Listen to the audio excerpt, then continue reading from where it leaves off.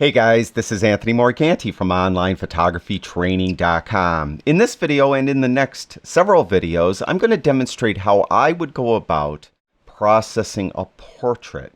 In today's video, I'm going to show you how I go about enhancing the eyes of my model.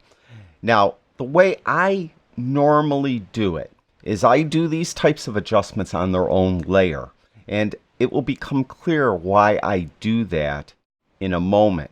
So, to add this new layer, we're going to go over to the right hand panel, and you can see the original layer is my model. Her name's Courtney, and I'm going to add this new layer. So I'm right here where it says layers. I'm going to go to the far right and hit this plus sign, and when I do, a little menu pops up, and I'm going to add new adjustment layer. Now I'm going to add 3 different adjustments to this adjustment layer that will enhance her eyes. You could add these. You don't have to add all 3, whatever works for you. If you have another filter beside the 3 that I'm going to use that you like and you think it would do a good job enhancing your subject's eyes, by all means use it. But you'll get the idea of why I'm doing what I'm doing for this particular image. So we're going to add 3 different filters. I'm going to click on Add Filters, and I'm going to add the Details Enhancer. I'd like to bring out some detail in her iris. And I'm going to add a Tone Enhancer, so I want to affect the tone of her irises, I should say. And I'm going to add Saturation Vibrance. So I have these 3 filters, and I'm going to close down the Filters catalog so we could see what we're doing. Now, first with the Details Enhancer. I want to enhance the details of her iris, and I'm going to zoom in a little bit so I could get a better view of her iris. And you could go up to the top here and hit this plus sign right there, or you could hit the keyboard shortcut Command plus or Command minus on your Mac keyboard, or Control plus Control minus on your Windows keyboard. And I'll just hit Command plus and zoom in a little more. And I'm just going to drag it down so we get a better look at her eyes. Now, I mentioned I'm going to use this Details Enhancer filter to enhance the details of her iris. And you'll see when I do that, right away, it enhances everything. And you could see that it did a nice job of enhancing the iris detail, but it adversely affected her skin and probably her hair too, and other things once we zoom out. So don't worry about it. That's why we have these adjustments on the separate layer. We're going to use a layer mask to restrict the adjustments to where we want them to be, in this case on her iris. So I'm just going to adjust this small detail slider just a bit to really enhance the detail of her iris. And there is before and there is after. So do your best to ignore everywhere else it's affecting, because we're not really worried about it right now affecting her skin. We're going to fix that in a minute. So I'm done with the Detail Enhancer filter. It was as simple as that. Now I'm going to go to the Tone filter, and all I really want to do here is I want to make the little black lines and areas of her iris a little bit blacker, and those little whiter areas of her iris a little bit whiter. So I'm simply going to go to the whites and black slider that's in the Tone filter, and I'm just going to move whites up a little and blacks down a little. Simple as that. There's before and there's after. And again, it affected everything, but again, don't worry about it.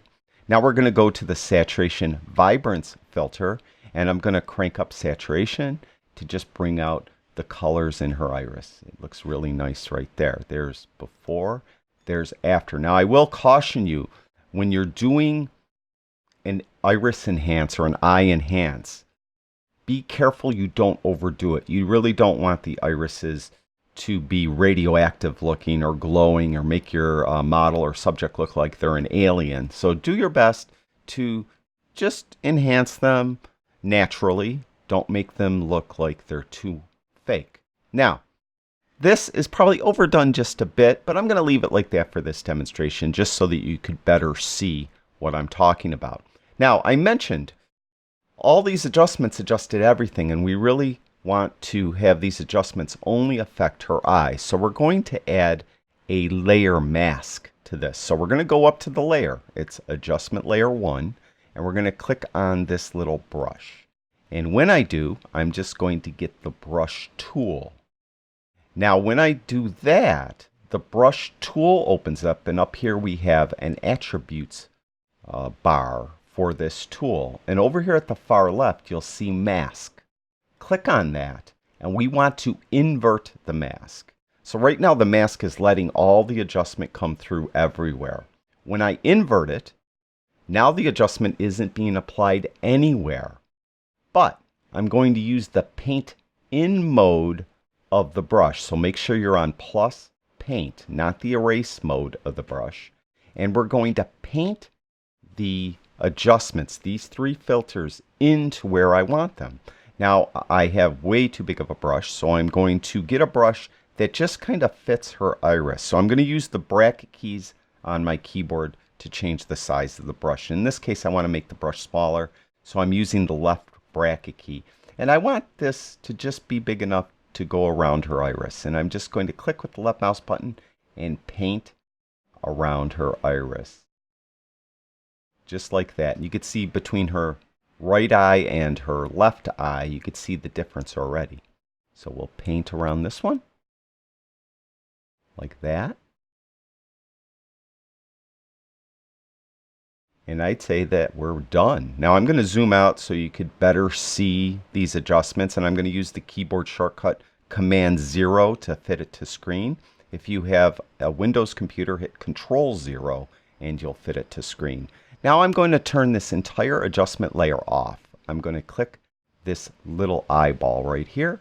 There's before and there's after. So you can see we did a great job of enhancing her eyes. We didn't overdo it really. They look natural. If you met Courtney in person and the light was just right, her eyes would look that dynamic. So there again is before and there is after. So very easy to do with Luminar 2018. In our next video, we'll do something else. Maybe we'll enhance the skin or smooth the skin or something like that on our model. So look for that in our next Luminar 2018 tips and tricks video. Thank you, everyone that watches my videos. I really do appreciate it. I know I say that at the end of every video, but please know it's truly sincere. I'm not just reading off a script. Thank you very much. I'll talk to you guys soon.